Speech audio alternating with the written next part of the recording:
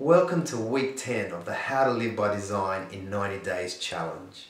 This week I'm really excited to be sharing a model with you that really puts our actions into some perspective. It was taught to me by one of my mentors and trainers, Joe Parnay from the Coaching Institute. And Joe really spoke glowingly of Tony Robbins, personal development guru, as the major source of the material for this model. Now coincidentally, I get to see Tony Robbins in action this weekend at the Success All-Stars Summit that is the roadshow he's put together with Richard Branson and many others. So I'm quite excited and looking forward to an inspiring time at that event. Now what this model is simply referred to is the 6 core needs model. And why have I included it in the 90-day challenge? Because I believe within it, it provides a practical structure for inner peace and happiness, and therefore definitely worthwhile including in the 90-day challenge. Now there's nothing revolutionary in this model.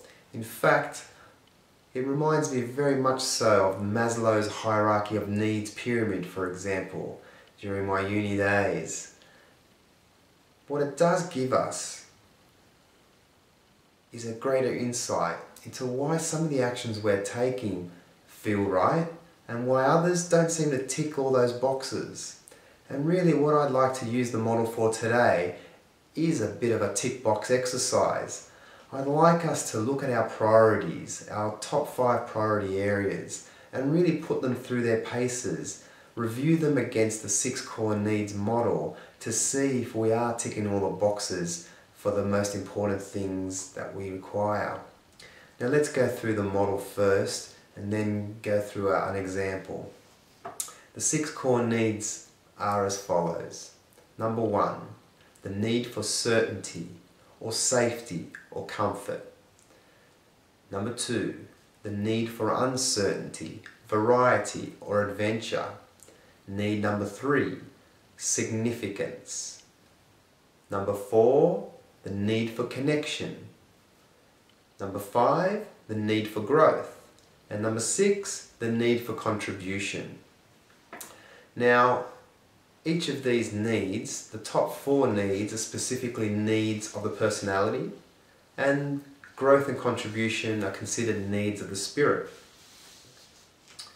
Now, the best way to really understand how these 6 core needs apply, I thought would be to give you an example, a personal example. Now, choosing one of my priority areas, and probably the one I've been most focused on recently, is in regards to my health and fitness priority, where running my first ever marathon at the end of this month is the key goal. Now, that pretty much means that running is what I'm talking about today. So, how does running fit against the 6 core needs? How does it serve my 6 core needs personally? Now, running for me is quite enjoyable. I don't actually find it as painful as many others might. But it'd be interesting to see if it does fulfill my 6 core needs, and is that the reason why I love running so much? So let's go through it.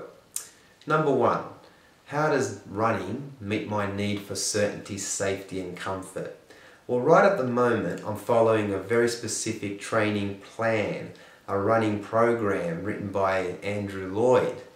Now each week when I get through the new distance and the new requirements, it's definitely given me a higher level of certainty and an enormous amount of comfort that I'm doing what it takes to reach my goal, which is to run a full marathon at the end of it. And so absolutely right now it's meeting my need for certainty and comfort. Number 2, how does it meet my need for uncertainty, variety and adventure?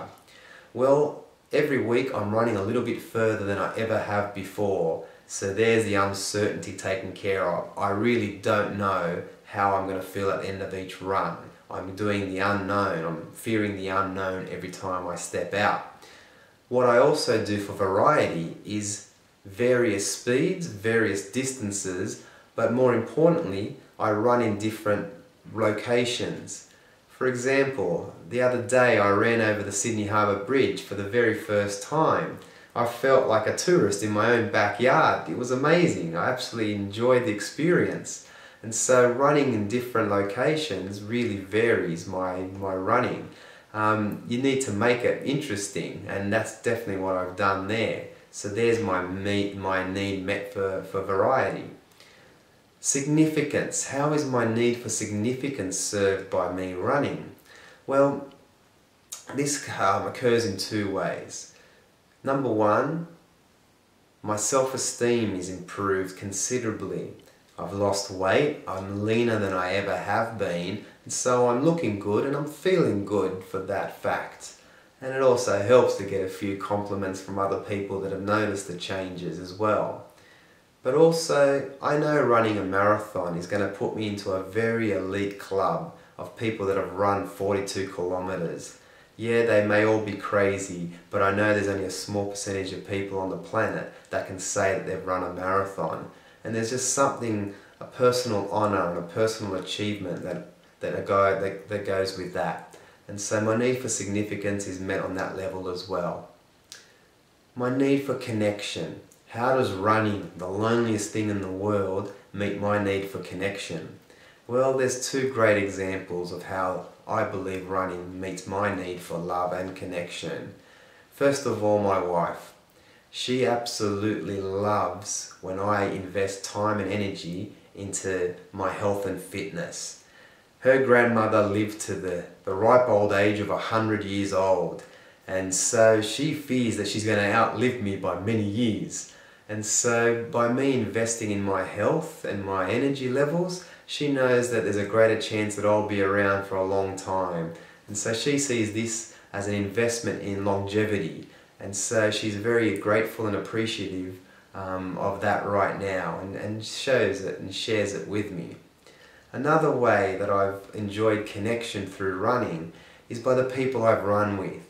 I know my sprint training, on Wednesday nights, what I've come to call as Big Wednesdays, would just not be the same. In fact, it just wouldn't happen if it wasn't for my mate Simon.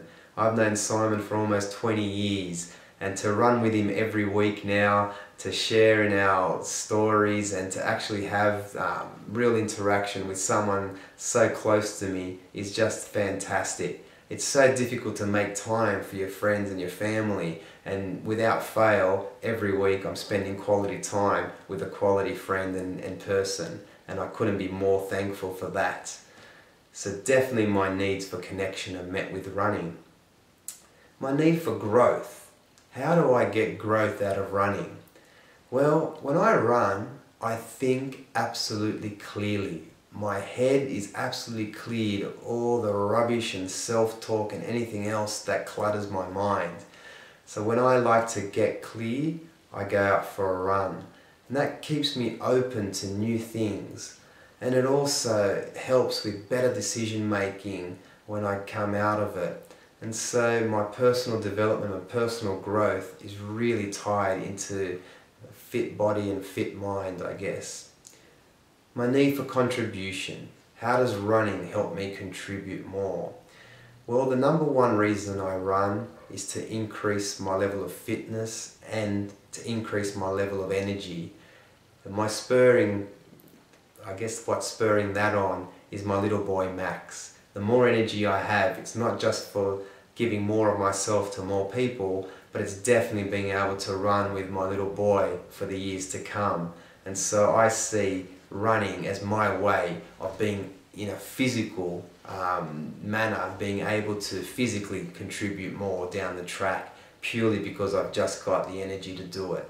And so that's the way I see how running meets my 6 core needs.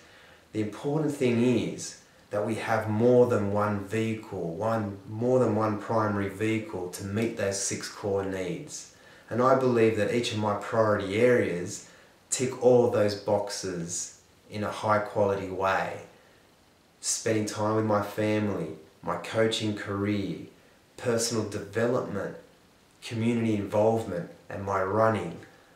The areas that I spend the most time and energy in are definitely ticking all those boxes for me. And so if I had to answer why I seem to be happy most of the time, that's probably the reason why. The areas that I invest in are definitely paying huge dividends. Now, I have to leave you with this thought, that the structure of inner peace and happiness is to have more than one primary vehicle to meet your 6 core needs in a high quality way. And what does that mean? It means if you're rating all of these out of 10, the high quality way means that your scores are 8 or above. And we'll go into your exercise this week. But before we do that, I thought I'd just share with you the fact that there's resourceful ways and unresourceful ways which are unsustainable in meeting your 6 core needs. And I thought I'd quickly cover some of these. Now, if the way you meet your need for certainty, safety and comfort is by remaining within your comfort zone or by procrastinating, well, that is unsustainable and unresourceful. If your way of meeting your need for uncertainty and variety is self-sabotage, that is being unresourceful. If your way for meeting your need for significance is to be more of a getter of significance rather than a giver of significance, and what I mean by that may be that you're putting others down to elevate yourself as opposed to giving praise, well, that is unresourceful behavior and unsustainable. And finally, if your need for connection is based around being the drama queen when it comes to relationships, again, this is being unresourceful. And so it is so important to meet your core needs in a sustainable and resourceful way.